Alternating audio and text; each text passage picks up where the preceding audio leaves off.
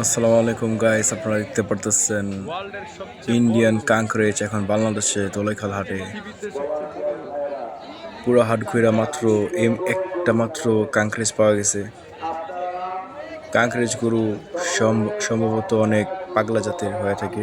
এই গরু অনেক পাগলা, চেহারা দেখে বুঝতে পারতেছেন। এই গরু নামাইতে গেলে খবর হয়ে যায় মানুষের, না হইলেও 10-15টা মানুষ আহত করে, মাঝে মধ্যে নিহত হয়ে যায়, আল্লাহ না করুক। তবে এই গরু থেকে আমাদের সবারই সাবধান সচেতনতা থাকা উচিত আমি মনে করি। এই গরু এমনি দেখতে অনেক সুন্দর, ডেয়ারিং, ডেঞ্জারাস, কিন্তু ওই গরুর সামনে যাওয়া যাবে না। এই সাবধানে থাকতে হবে এই গরুর থেকে। এই যে পিছিয়ে আরও গরু আনলোডিং লোড করা আছে।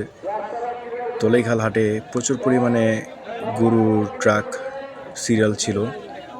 গতকালকে আমি হাটে গেছিলাম গরু কেনার উদ্দেশ্যে।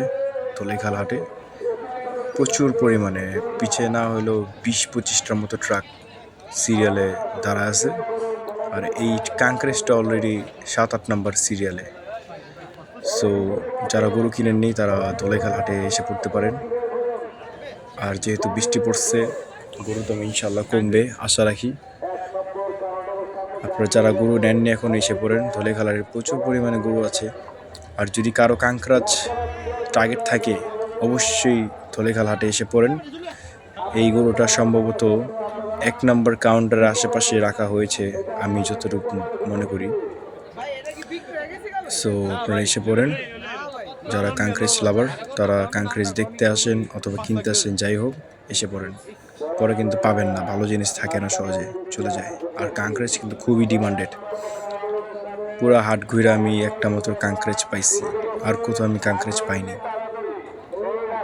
সো আপনাদের মাঝে আবারও এরকম নতুন আকর্ষণীয় ভিডিও নিয়ে দেখা হবে। আপনারা সবাই সাথেই থাকবেন ইনশাল্লাহ। আসসালামু আলাইকুম, ভালো থাকবেন। আর যাদের কাঙ্করেজ পছন্দ অবশ্যই দৌড় দিয়া দোলাইখাল হাটে পড়েন। আর কত দেরি করবেন, বাদ দেন, চালু আহেন।